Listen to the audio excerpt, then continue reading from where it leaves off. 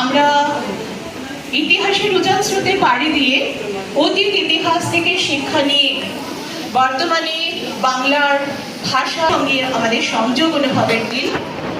আজ বর্তমানের মাটিতে দাঁড়িয়ে সমৃদ্ধতর উজ্জ্বলতর ভবিষ্যৎ গঠনের সংকল্প গ্রহণের দিন। আজকে আমাদের পশ্চিমবঙ্গ দিবসের উৎসবে শুভ সূচনা হচ্ছে শ্রীরামপুর উচ্চ বালিকা বিদ্যালয়।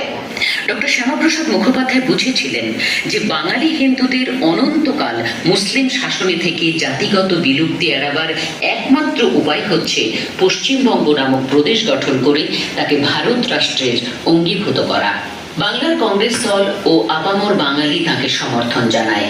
1946 সালে 4 থেকে 6 এপ্রিল 3 দিন ধরে চলা তারকেশ্বরে অনুষ্ঠিত বঙ্গীয় প্রাদেশিক হিন্দু মহাসভার সম্মেলনে মুসলিম লীগের সাম্প্রদায়িক নীতির তীব্র নিন্দা জানিয়ে বাংলার হিন্দু সংখ্যাগরিষ্ঠ অংশকে নিয়ে ভারতের অধীনে একটি স্বতন্ত্র প্রদেশ বা রাজ্য গঠনের মূল প্রস্তাবটি আনুষ্ঠানিকভাবে গৃহীত হয়। ইতিমধ্যে ব্রিটিশ সরকার ভারতীয় নেতাদের হাতে ক্ষমতা হস্তান্তর এবং মাউন্ট ব্যাটেন 1947 সালের 3রা তুমি যে বাংলা মা যা যাবার হই ঘুরেছে কতই গঙ্গার তীর স্নিগ্ধ সমীর জীবন জুড়ালে তুমি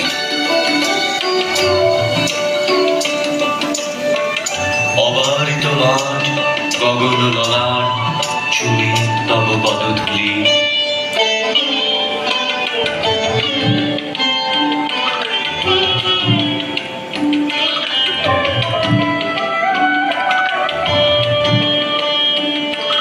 ছায়া সুনিবিড় শান্তির নীল ছোট ছোট গ্রামগুলি পল্লব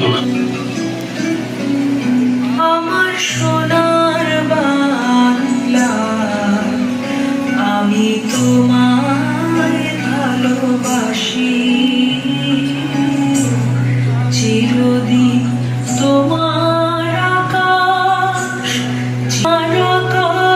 তোমার বাতাস আমার প্রাণে ও মা আমার প্রাণে বাজায় বাঁশি সোনার বাংলা আমি তোমায় ভালোবাসি। মনে আছে যে উৎসব মুখর বাঙালি জাতি তার উৎসবে বর্ণাঢ্যতা প্রাণের আমাদের মুগ্ধ করে, আমাদের বেষ্টিত করে। প্রাকৃতিক বিপর্যয় এবং রাষ্ট্রীয় বিপর্যয়ের পরেও বাংলার উৎসব আমাদের বাঙালিদের জীবনের শক্তির অফুরন্ত সম্ভারকেই আমাদের সামনে তুলে ধরে।